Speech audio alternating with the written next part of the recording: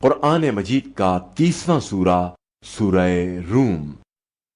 سورہ روم کے متعلق چند مختصر نکات۔ بسم اللہ الرحمن الرحیم۔ سورہ روم موجودہ ترتیب کے اعتبار سے قرآن مجید کا 30واں جبکہ ترتیب نزول کے لحاظ سے 84واں سورہ ہے، اور یہ سورہ مکہ مکرمہ میں نازل ہوا۔ اس سورہ کو اس کی دوسری آیت کی مناسبت سے سورہ روم کہا گیا ہے، جس میں مملکت روم کا تذکرہ ہے۔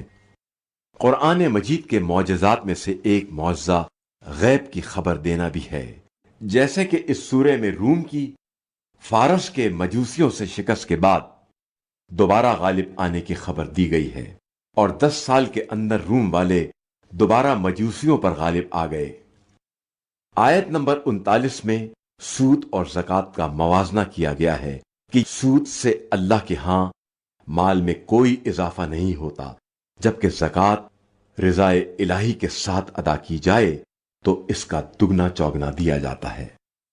آیت نمبر 42 میں سیر و سیاحت کے بارے میں کہا گیا ہے کہ یہ صرف عیاشی کے لیے نہیں بلکہ عبرت حاصل کرنے کا ذریعہ ہونا چاہیے۔ جو شخص اس سورے کی ماہ رمضان میں تلاوت کرے گا وہ اہل بہشت میں سے ہوگا۔